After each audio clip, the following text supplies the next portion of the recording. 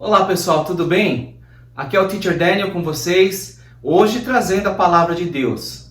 O que eu gostaria de compartilhar com vocês, aquilo que Deus tocou no meu coração compartilhar, é o Salmo 23. Lembrando vocês que nós estamos agora iniciando essa série onde a gente foca no conhecimento de Deus, conhecendo a Deus. Hoje a gente vai conhecer Deus como ele é apresentado no Salmo 23. Salmo muito conhecido por muitas pessoas, inclusive pessoas que não costumam frequentar a igreja. Então hoje eu achei que seria muito interessante a gente compartilhar o Salmo 23. Lembrando vocês que a versão da Bíblia que eu estou usando é a Nova Almeida Atualizada. Uma versão um pouco mais fácil de se entender. Então, se você tem a sua Bíblia fácil aí com você, abre a sua Bíblia no Salmo 23. Essa é a palavra, então, que Deus tem para nós hoje. Salmo 23. É isso que a palavra de Deus fala para nós hoje. O Senhor é o meu pastor, nada me faltará.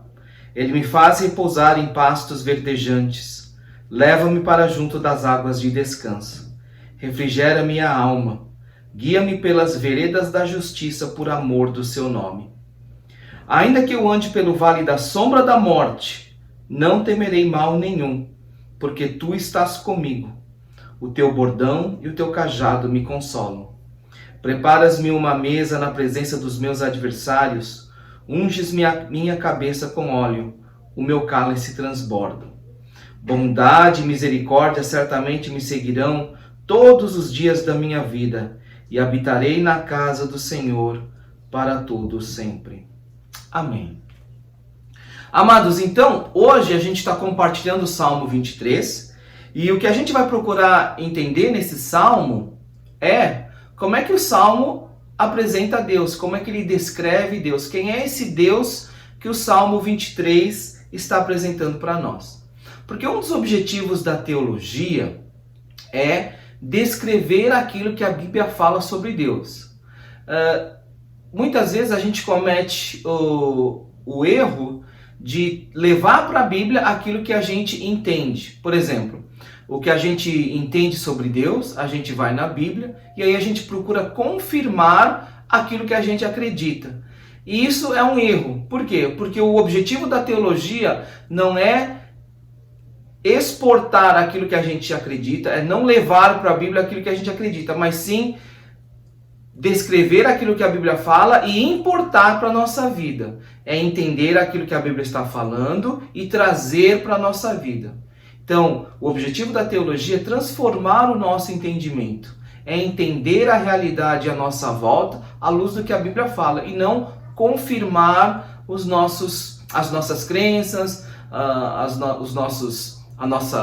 aquilo que a gente acredita. Então isso é muito importante a gente entender. Então é por isso que hoje, então, a gente foca no Salmo 23 e como é que o Salmo 23 descreve aqui Deus. E hoje, então, eu gostaria que você focasse nas três bênçãos que o Salmo 23 tem para aqueles que conhecem a Deus.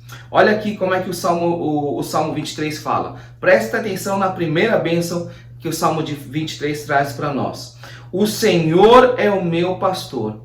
Logo no comecinho do Salmo 23, a bênção que o salmista coloca para nós é que o Senhor é o pastor. Às vezes as pessoas, quando elas escutam essa palavra pastor, elas pensam naquela figura bucólica no campo, um senhor bem simples, uma pessoa bem humilde, guiando aí várias ovelhas e as ovelhas seguindo. E não é de todo errado pensar nessa imagem. Porém, você lembrando que no Antigo Oriente Médio, quando a Bíblia foi escrita, era muito comum reis utilizarem essa figura de linguagem, pastor, para se referir a esse relacionamento que o rei tinha com seus súditos. Então, quando o rei se referia ao seu reino e às pessoas que faziam parte do seu reinado, os seus servos, ele se autodenominava o pastor e as pessoas, os seus servos, seus súditos, as suas ovelhas. Então, quando a Bíblia aqui utiliza essa figura de pastor para se referir a Deus, não quer dizer somente aquela pessoa humilde no campo, guiando as ovelhas, mas claramente se refere também a essa figura de majestade, de realeza, e aplica essa imagem a Deus. Então, quando a Bíblia fala o Senhor é o pastor, é o meu pastor, a Bíblia se refere à realeza, à divindade, à majestade de Deus. E aqui então o salmista fala, o Senhor é o meu rei. Ele é o meu rei. Eu sou o súdito do rei. E é isso então que a Bíblia fala. E a bênção está que nesse relacionamento, quando você faz parte desse reino, quando você faz parte do aprisco do pastor, desse pastor aqui, olha o que acontece. Nada me faltará. Ele me faz repousar em pastos verdejantes. Leva-me para junto das águas de descanso. Então, olha que interessante aqui. Que quando você tem esse relacionamento com o Deus, esse Deus que é descrito aqui no Salmo 23, quando você faz parte desse reino, quando você faz parte desse aprisco, o que acontece? Você não terá falta. Você não terá falta de nada. Por quê? Porque ele te faz repousar em pastos verdejantes. Ele leva para junto das águas de descanso. Isso não quer dizer que Deus vai te dar todas as bênçãos materiais possíveis e de uma hora para outra você vai se tornar rico e aí a sua vida vai ser um mar de rosas. Não. A questão é mais interior. Você não terá falta, você não terá necessidade, você não terá aquele vazio dentro de você. Verso 3, ele refrigera minha alma. Guia-me pelas veredas da justiça por amor do seu nome. Então você presta atenção que essa figura de linguagem aqui, ela é muito mais focada no subjetivo. Repouso. Leva para junto de águas de descanso. Refrigera a alma. Então não é um pastor que mata a sede, não é o pastor que faz com que você tenha a barriga cheia, não é um pastor que te leva para onde há abundância de alimento, não. Mas a bênção está no espiritual. E é por isso então que dentro desse aprisco, dentro desse reino, desse rei, desse pastor, você pode falar, nada me faltará, eu não tenho falta. Olha que bênção. A outra bênção que o salmista fala, para aqueles que conhecem o Deus do Salmo 23, é o seguinte, olha aqui no verso 4. Ainda que eu ande pelo vale da sombra da morte, não temerei mal nenhum, porque tu estás comigo. A segunda bênção é a presença de Deus. Ele estará presente junto de você a todo momento. Até mesmo quando você anda pelo vale da sombra da morte. É interessante que o vale é um local muito perigoso. Porque geralmente um vale é um lugar onde ele é cercado por lugares altos. É como se fosse um U. Então você está andando pelo vale, que é a parte mais baixa, e aí você tem os lugares mais altos. Então é um lugar muito perigoso, porque se tem um inimigo ou alguém que quer te fazer mal, ele geralmente ficava escondido nos lugares mais altos. E aí você estava andando ali pelo lugar mais baixo. Ele podia te ver, mas você não podia ver a pessoa que estava lá em cima, porque era muito fácil para a pessoa se esconder. Outra coisa, quando você anda pelo vale, é que só tem geralmente um lugar para você entrar e um lugar para você sair. Então uma vez que você está dentro do vale, ou você volta pelo caminho que você entrou, ou você corre para sair do vale. Então quer dizer, era um lugar muito fácil para uma armadilha, uma emboscada. Então se alguém queria te pegar, era aquele lugar. Então para aquele que está andando no vale da sombra da morte, era um momento de extrema vulnerabilidade. Mas a bênção que Deus promete para aqueles que conhecem o seu nome é o seguinte, que ainda que você ande pelo vale da sombra da morte, ainda que venham esses momentos de extrema vulnerabilidade, você não temerá mal nenhum, porque Deus está contigo. O teu bordão e o teu cajado me consolam. Bordão e cajado eram instrumentos onde o pastor utilizava para guiar e defender. Ele utilizava como para dirigir as ovelhas, mas ao mesmo tempo usava também para se defender de algum animal feroz ou até mesmo de alguém que queria roubar as ovelhas. Então quer dizer, essa presença constante é a bênção que Deus promete. E é interessante então aqui que ainda que você ande pelo vale da sombra da morte, ainda que seja um momento de extrema vulnerabilidade, onde você não tem proteção nenhuma, porque Deus está presente, você não tem motivo para temer. A terceira bênção que aqui você vê nesse salmo, começa no verso 5. Preparas-me uma mesa na presença dos meus adversários, unges a minha cabeça com óleo, o meu cálice transborda. O bom pastor, o bom rei, a bênção que ele promete para os seus súditos, para aqueles que fazem parte do seu aprisco, é abundância da sua presença. Olha aqui o que Deus fala nesse verso 5. Preparas-me uma mesa na presença dos meus adversários, unges minha cabeça com óleo, o meu cálice transborda. Verso 6. Bondade e misericórdia certamente seguirão todos os dias da minha vida, habitarei na casa do Senhor para todo sempre. Essa abundância que Deus promete, não necessariamente é uma abundância material, mas é uma abundância de presença, de comunhão, de relacionamento. Olha aqui o que Deus promete aqui no verso 5. Preparas-me uma mesa na presença dos meus adversários, unges a minha cabeça com óleo, o meu cálice transborda. É como se fosse assim, então, o rei, ele decidindo uma disputa. Vamos dizer o seguinte, porque geralmente no antigo Oriente Médio, o rei, ele funcionava também como um juiz.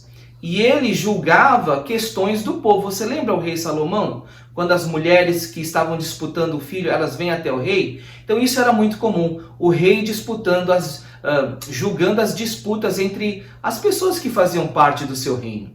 E aí então parece que o salmista tinha uma queixa, ou as pessoas tinham uma queixa contra o salmista, mas aí Deus, o rei, o bom pastor, então, ele julga na presença dos adversários.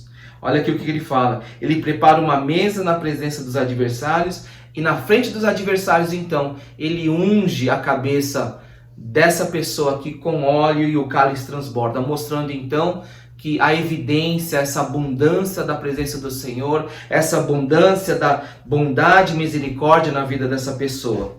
E certamente então que essa abundância, ela não é só momentânea, mas ela seguirá todos os dias da vida do salmista.